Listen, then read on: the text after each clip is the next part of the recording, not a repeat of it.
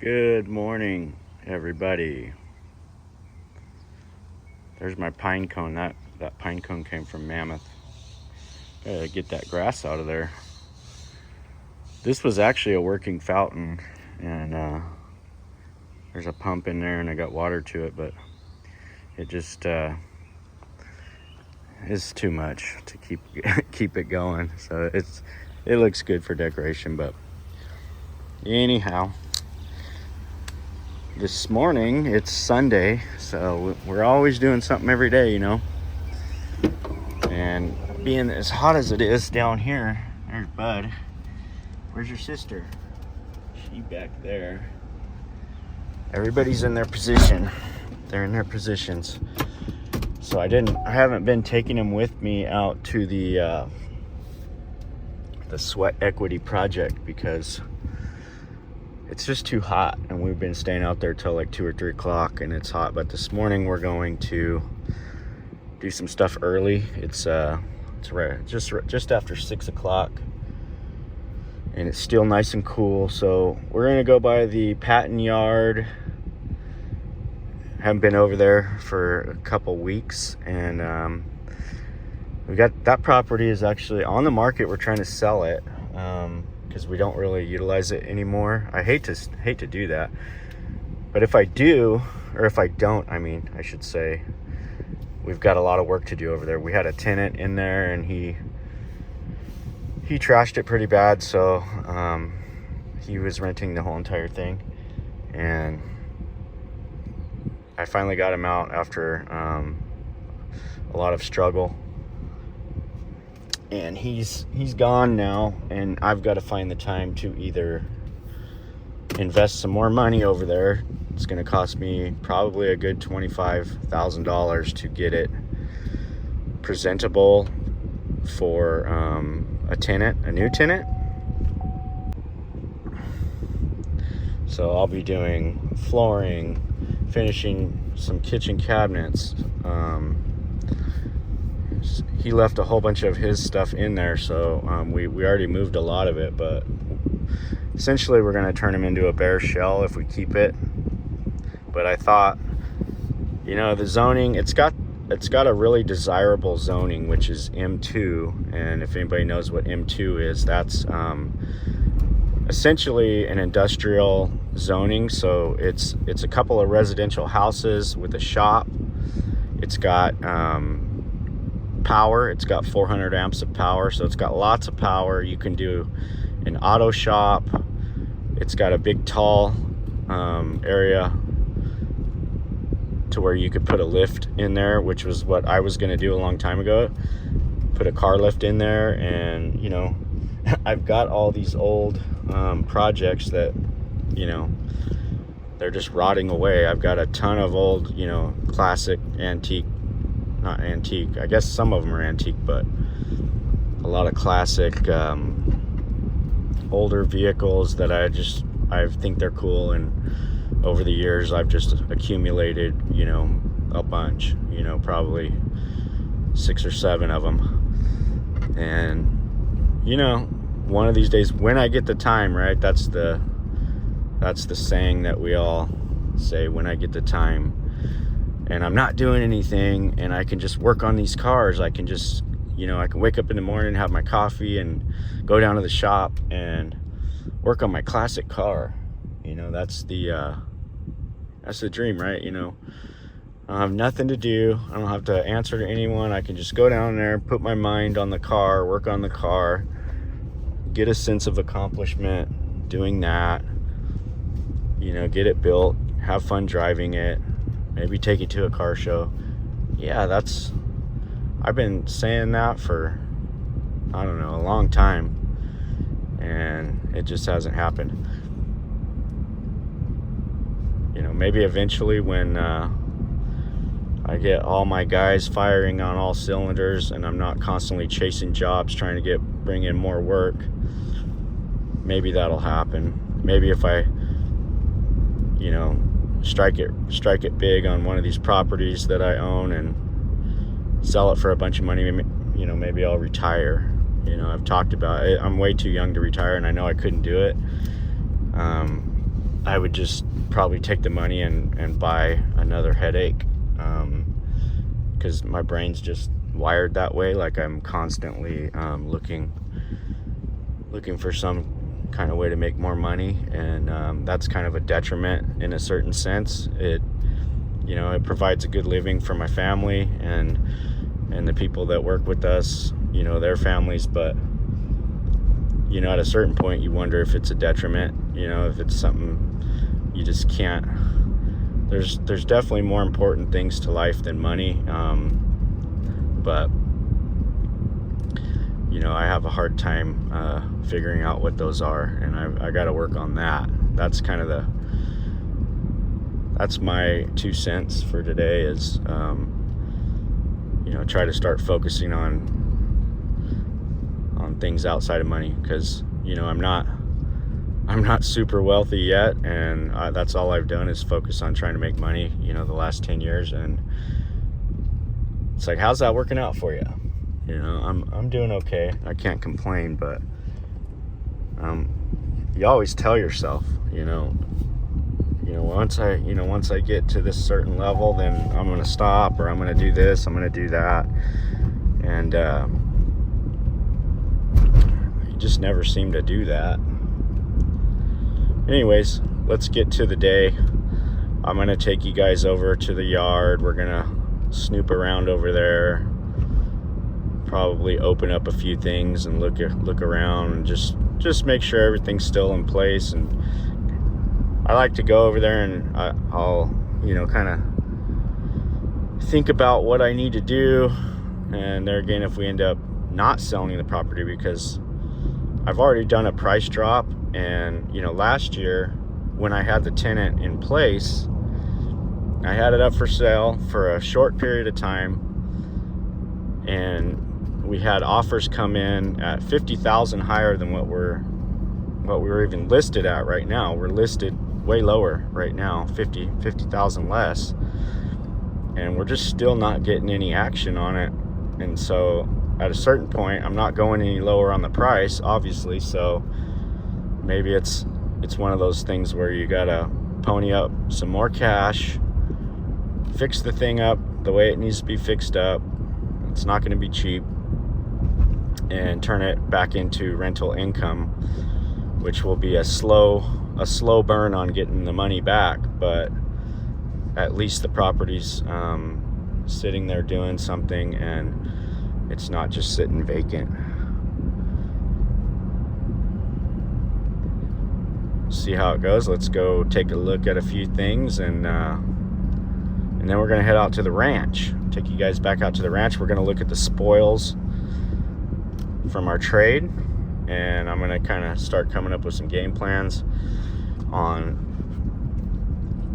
probably getting rid of some of the stuff that I don't want, and which I've said that before too, but I'm definitely going to get rid of anything I have multiple items of. I only need one. I don't need 3 mowers, and I don't need 2 asphalt grinders. One asphalt grinder that I would use probably once or twice a year. I'm fine with that. So we are headed out, and let's go see what the day brings. And they're excited to go snoop around. So it's a mess here. We got to do the weed control for one. You can definitely see that.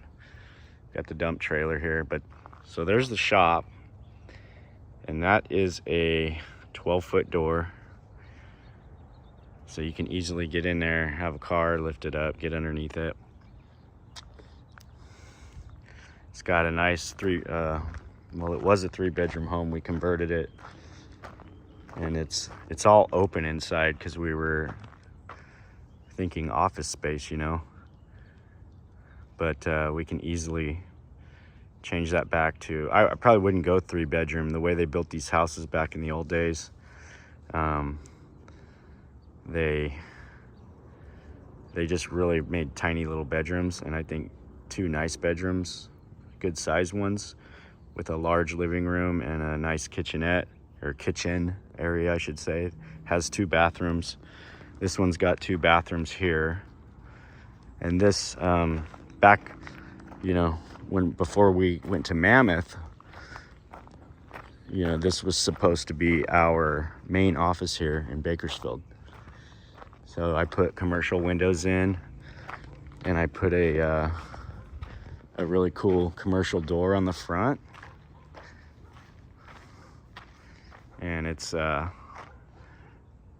haven't decided what color we want to go with the stucco yet, so we haven't done anything there. It's got a nice gate. We custom built, my father-in-law built that gate for me. And it's got our logo right there. And then we've got a nice controlled easement coming in. It's a really cool property. It goes all the way back where the water truck's parked. It's got a lot of room here. I ran my whole business out of here for several years. And it's got plenty of room. I've had, sometimes I've had 20 vehicles back there. We got sea trains. These are going out to the ranch. That's a really ugly looking double wide, but it's really cool. It's got like 3 bedrooms. It's got 2 bathrooms. It's got everything. So this could be utilized for a lot of different things, and it's really secure back here with this gate like this. I mean, from the road way out there, you really don't even know the property's here, and it's really good. We don't have any issue. I mean, Bakersfield, a lot of people know,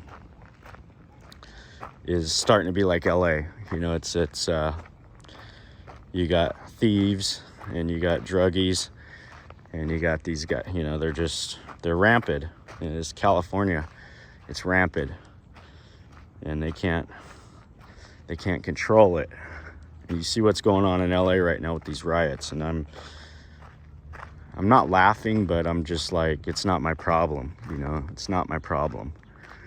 And you guys, you know, you created this and you're gonna live with it, is kind of the way I look at it. But you can see we're fully secured all the way around the back. We got razor wire up. That's a tire shop there. We got a church over here and a big steel yard right here. And then this guy, he's a good friend. He's a neighbor. He runs a big welding company. So the potential is, you know, unlimited. That shop in the back is, I don't know, it's 4,400 square feet total. So there's so many applications that can be used. This poor forklift, it's good. It's a good forklift. It's old. It's the only problem with it. But what the heck?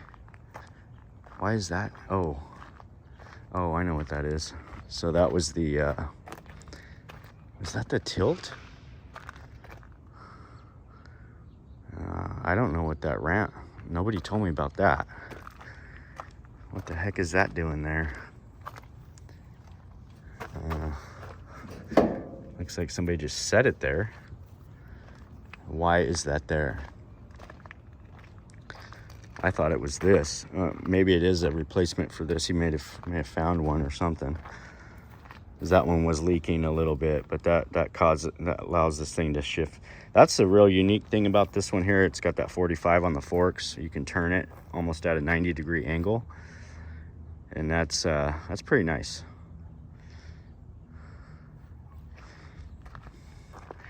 But she's got a flat tire, and we haven't had time to. It's probably off the rim by now, but Mike said it was probably just the valve stem that was leaking. I mean, you can see the tire is about bald, but I think we're gonna try and air it up and put a valve stem in it, and see if that solves it takes 2 or 3 days and it's already flat.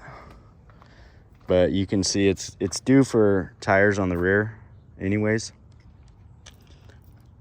And I'll probably, if I spend the money, I'll just do the foam on the tires. But These tires filled with foam are just ridiculously expensive. I mean, ridiculous. So, I don't know. This is an old truck, an older truck that we have. Most of our trucks are not like brand new. Actually, none of them are, except for the Dodge. But we've got, I usually keep this one here for little jobs that we do in Bakersfield. And we keep the dump trailer here, so we have kind of a little setup for down here that we can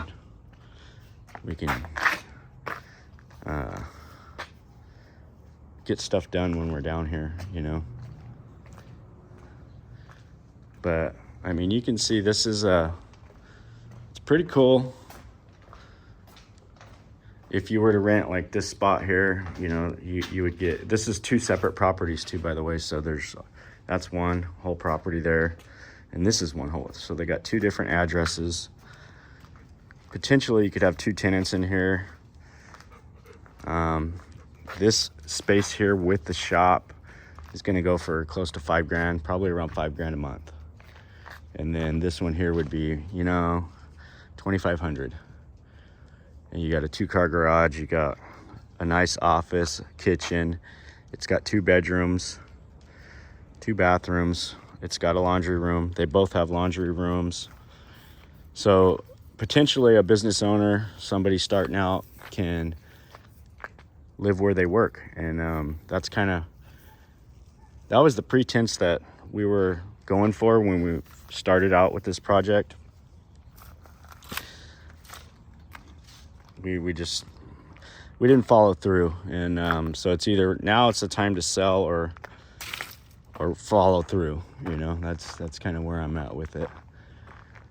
Following through would be nice because I could totally use some mailbox money every month just coming from these. That's what we had for a long time, and it was great. It was really nice. And just to give you an idea, when we bought this, it was abandoned for several years. So the houses had been rampaged by homeless and people living in them. And we came in and we gutted everything, and we secured the property. We built that wall. We did everything to keep people out, which worked. That worked great. And once we did that, we had no problems anymore with, you know, with these guys coming in here. But we just never followed through, and that's something you got to do if you want to keep the ball rolling. You got to follow through. So this will be a decision that needs to be made in the next, probably this summer, as to, do we invest a little bit more money in it, get it back to where it needs to be, and get it rented out and start generating revenue on it, or do we cut and run? And cut and run sounds nice because we are in such a really great equity position with it. When we bought it, it was back in like 15, 16, somewhere in there. And we got it really cheap. I mean, cheap. And now it's, well, you've seen the prices. It's way up there, but it's not selling right now. So if I can get what I want, I'll sell it. If I can't, I'll dump some more money into it and get it where it needs to be. That's the decision. So got to make it. Well, here's my storage container. Kind of a mess. It's not too bad. And that's a cool welding cabinet. I think I'll take that up to the shop and we can utilize that up there. It's a really nice cabinet with little welder sets on top. It's got the spot for the tanks on the back. Got some compressors. These are for big jobs.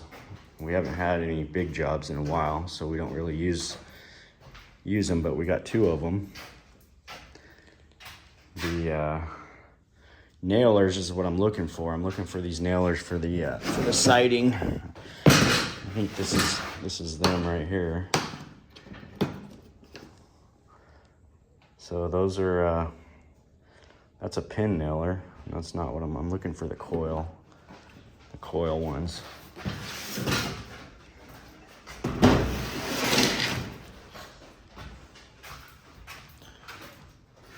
And I don't see them. Those things seem to disappear on me all the time. A couple table saws. Ooh, that's a heavy. What's this? I don't know why this is even here. I don't think there's anything other than attachments in here, but we'll see. Yep, just what I thought. Felt like a bunch of attachments. Well, that should go back up there. Is this one of my coil nailers? No, I don't think it is. That's a palm nailer. Those are handy. You know, those are handy to have. You got that big old hoist right there too. That's nice. So I like to come in here and look at everything, you know, once in a while, because I got so much going on. Like I could look at all the stuff in here today, and in a couple days I would not remember. It's probably why a lot of this stuff ends up disappearing. It's because I need to have a better tracking system for my tools. But my way to solve that problem is these guys, they're always wanting to get paid more money. So my answer to that, see, these are just filled with junk. These it looks like there's a tool in there, but it's just random parts. Those top, all three of these boxes, well, that's a palm nailer, but these two boxes and that one is just filled with random parts, random stuff. Oh, here's probably, this right here is probably like $300 right here worth of blades and miscellaneous stuff. And we got a hammer tacker, which we seem to buy these like all the time. We're always buying hammer tackers, you know. I got bits. I know what I'm doing. I'm gonna get Owen down here and we're gonna go through all this randomness. We had a couple of those electric concrete saws. They suck. They don't work very good. But I got an old concrete cutter here. I got a brand new one up in Mammoth. This is my first one that I ever bought. And it works. It'll do the job, but it definitely doesn't it doesn't compare to the new one. Very good. Brand new shop vac. So yeah. Still a lot of money laying around in this little C-train. I got my lights that I ran. This C-train, well, it really depends, because if we end up renting out, you know, we can, for this property here, since it doesn't have a shop, right? You know, maybe we make a shop out of a couple of C-trains. We got the room right here. We got plenty of room. Put a couple C-trains right here, do a little canopy over the top, and you've got your office and you got a workspace. I was gonna go in here, but not on this video, so maybe next time. Well, I talked a lot on this one, so the next video will be the ranch. We're leaving here. We're gonna go out to the ranch, but there's my water truck. When I first started out, that was my go-to truck. Still works. The tank is quite leaky. It leaks quite a bit, but the thing runs and sprays and drives. It's got brand new, I had to put brand new tires on it when I got it, because I think I paid 10 grand for that truck about 10 years ago. And I've gotten a lot out of it. I've used it a lot on a lot of different things, and it's eventually, I think it'll get retired and go to the ranch, and we can use it on the motocross track. I love how the guys took the battery cover off and left it off, so if anybody sees the batteries, they'll just want to grab them. But I guess maybe I'll stop and put that back on right now. Here's a bunch of old material. This is stuff we've just collected over the years, and it's all trash, a lot of it. I mean, it's going to cost more money to pick it up and haul it away than what it's worth, but eventually it's going to have to get picked up and hauled away.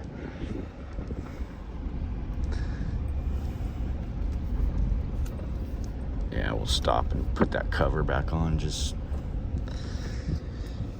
so it's on. You know, I guess wouldn't be good to complain about it on the video and then not do it, right? You gotta lead by example. Gotta lead by example.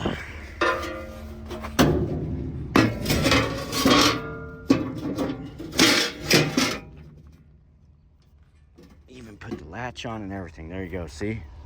That was so hard. It was hard to do. All right, stick around for part 2 of our Sunday journey. I'm gonna wrap this one up. Gotta get out there before it gets hot, and we're gonna check out the spoils from the trade. The only thing we don't have moved yet is that big old bucket truck, that big giant bucket truck. And I gotta probably get batteries for that and make sure we got fuel and all that good stuff, and we're gonna take it to Mammoth.